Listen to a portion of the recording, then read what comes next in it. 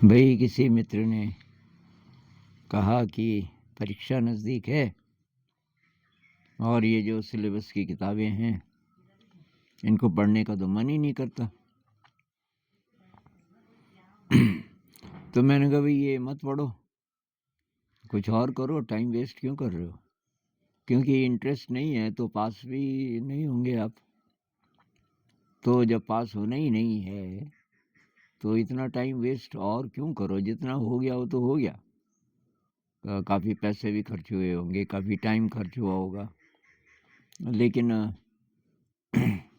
तो उन्होंने बोला कि एक तरफ तो आप बोलते हो कि विद्या ग्रहण करो, सा विद्या या विमुक्तये, और दूसरी तरफ आप बोल रहे हो कि मत पढ़ो। तो भाई इसका मीनिंग आपको समझ नहीं आया। सा विद्या या विमुक्तये, इसी नाम से मैंने एक किताब भी लिखी है और अभी रिसेंटली उसकी और कॉपी छपवाई, वो काफ़ी डिमांड है उसकी भी, एक इंग्लिश में, डांस ऑफ द वीक। सा विद्या या विमुक्तये का मतलब है कि विद्या वो है, विद्या की डेफिनेशन है इसमें, विद्या वो है जो आपको मुक्त करे। किससे? तमाम नेगेटिव इमोशंस से, तमाम विकारों से। तो आप जो पढ़ रहे हो वो तो आपको बांध रहा है, मुक्त कहाँ कर रहा है? ये तो उल्टा है, ये विद्या नहीं, विद्या की दुश्मन है। मैं बताऊं कैसे? इसके साथ डर जुड़ा हुआ है। नहीं पढ़ेंगे तो क्या होगा? एग्ज़ाम के लिए पढ़ रहे हो, ज्ञान के लिए तो पढ़ नहीं रहे। अगर कोई ज्योतिषी कह दे, अगर आपको विश्वास है, कोई ज्योतिषी है, कोई न्यूमरोलॉजी वाला है कि बेटा है तो ब्राइट, लेकिन कितनी भी मेहनत कर ले तेरा चांस है नहीं, इस साल तो पास हो नहीं सकता। इस साल क्या, इस एग्ज़ाम में तो कभी भी पास नहीं होगा। तो कोई डायरेक्शन बदल सकते हो, तब आप पढ़ोगे? मतलब आपको विश्वास है उस आदमी पे, या आपको कोई देवता आके बिल्कुल क्लियर बता दे बेटा ये जो डायरेक्शन है, कितना भी पढ़ ले पास नहीं होगा, तब आप पढ़ोगे उन किताबों को? नहीं पढ़ोगे तो ये तो क्लियर सबूत है ना कि आप पढ़ ही इसलिए रहे हो कि इसके साथ रिजल्ट जुड़ा हुआ है। जिस भी कर्म के साथ रिजल्ट जुड़ा है वो आपको मुक्त नहीं कर रहा बल्कि बांध रहा है। यत कर्म तन्न बंधाया, कर्म वो है जो आपको बांधे नहीं। सा विद्या या विमुक्तये, और विद्या वो है जो आपको आज़ाद करे।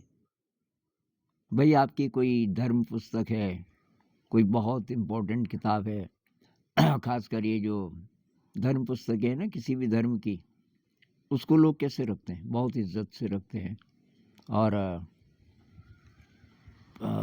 हमेशा हमेशा। लेकिन आप तो परीक्षा हो गई, आप फेंक देते हो किताबें, कॉपियाँ, कबाड़ी को बेच देते हो, और कबाड़ी वाला उसके लिफाफे बना देगा, बैग्स बना देगा। आपको उससे कोई मतलब नहीं।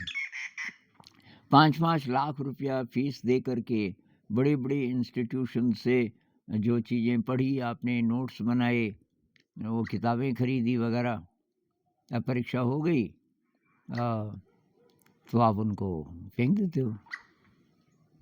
तो वो ज्ञान है? ज्ञान से संबंधित किताबों को हम ऐसे नहीं फेंकते, उनकी बहुत इज्जत करते हैं। तो ज्ञान है ही नहीं भाई, क्योंकि नेगेटिव इमोशन बढ़ा रहा है, हो डर को बढ़ा रहा है। एक महत्वाकांक्षा, महत्वाकांक्षा पर तो टिका है ये सारा एजुकेशन सिस्टम।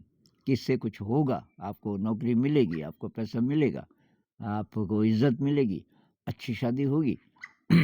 लालच, लालच को बढ़ा रहा है। तो जो चीज़ डर को बढ़ाए, लालच को बढ़ाए, महत्वाकांक्षा को बढ़ाए, कंपटीशन को बढ़ाए, जेलसी को बढ़ाए, जेलसी बहुत आएगी आएगी। आपका एक दोस्त है और वो तो निकल गया परीक्षा में, जबकि पढ़ाई में आप उससे भी अच्छे थे, आप नहीं निकले, तो ईर्ष्या होती है, और उसकी जॉब लग गई ठीक ठाक, आपकी नहीं लगी। तब आप बोलते हो मेरे तो किस्मत ही खराब है।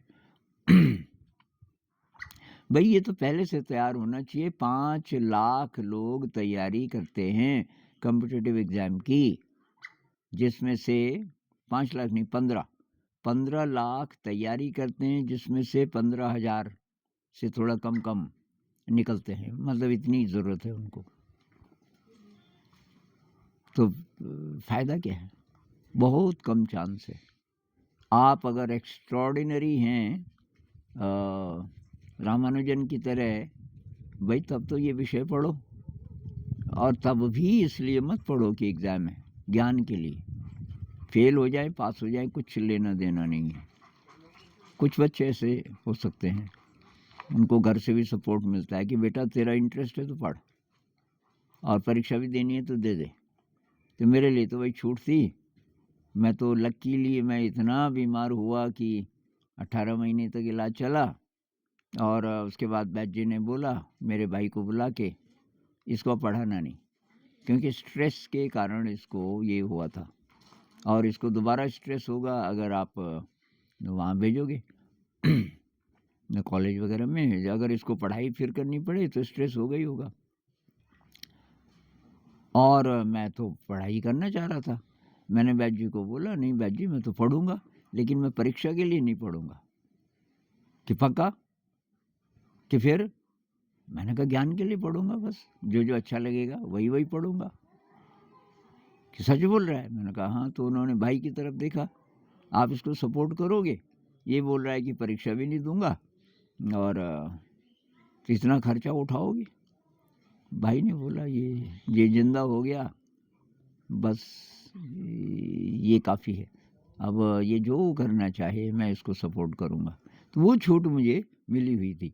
हालांकि मैं बैठा, परीक्षा में बैठा, लेकिन डर नहीं था 1% भी नहीं।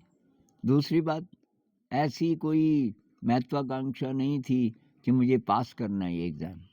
तो मैंने तो खेल की तरह लिया एग्ज़ाम को, और ऐसी ऐसी चीज़ें लिख दी जो कि कभी कोई लिखेगा नहीं। मतलब इंग्लिश लिटरेचर में मैंने ये सारे हिंदी के राइटर्स भी कोट किए जितना जितना मुझे पता था। ये कबीरदास, रहीमदास, तुलसीदास और ये सब। तो जहाँ जहाँ रेलेवेंट था वहाँ वहाँ मैंने इनको भी कोट किया। मेरे मैक्सिमम नंबर आए।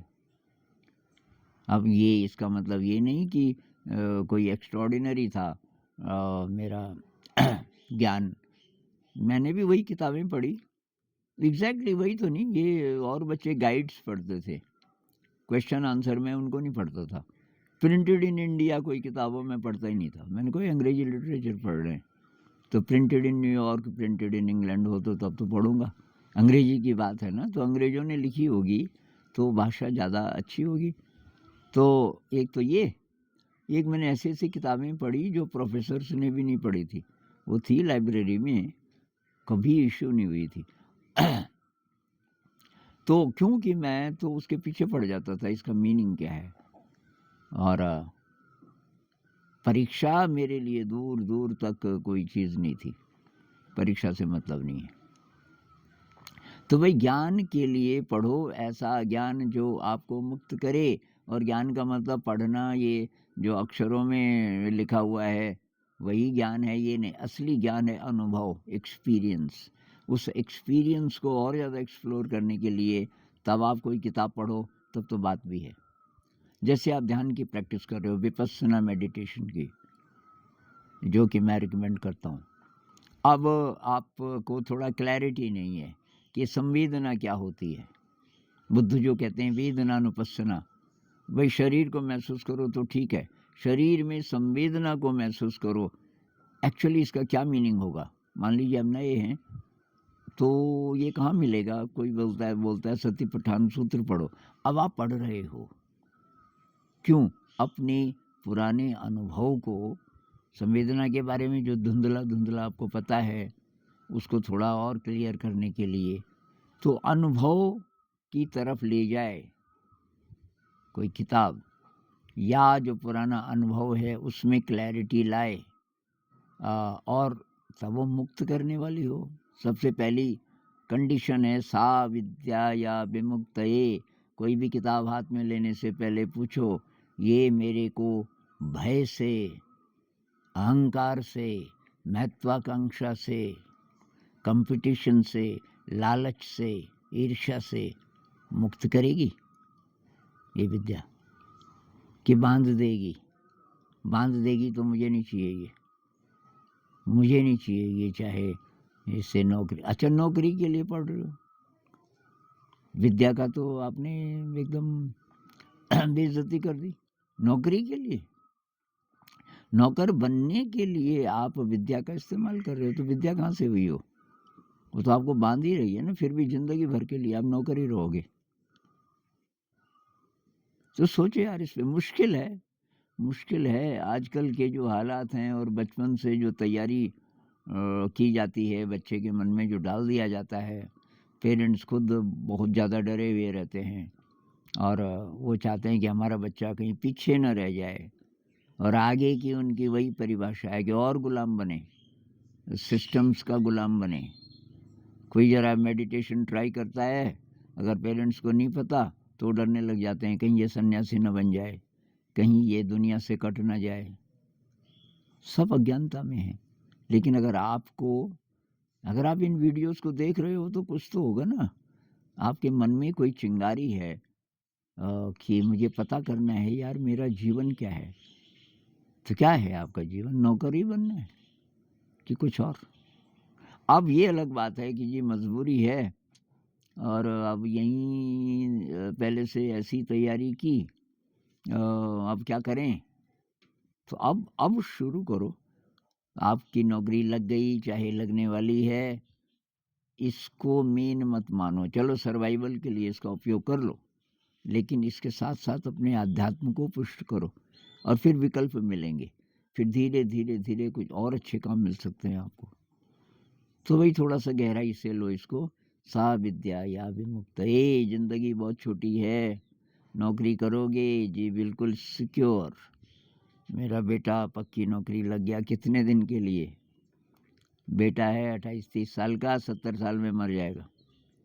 चलो 75 साल में, 80 साल में, कौन जाने, पहले भी मर सकता है। सिक्योर का क्या मतलब है? मृत्यु के समय वो संतुष्ट होगा कि मैंने जो जिंदगी जी वो बहुत बढ़िया जी, मैं आज़ाद हुआ, काफ़ी मैल धोई मैंने इस ज़िंदगी में।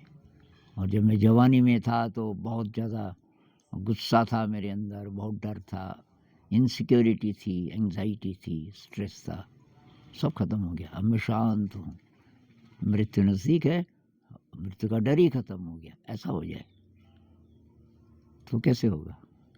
तो सोचिए ज़रा इस बारे में। नमस्कार।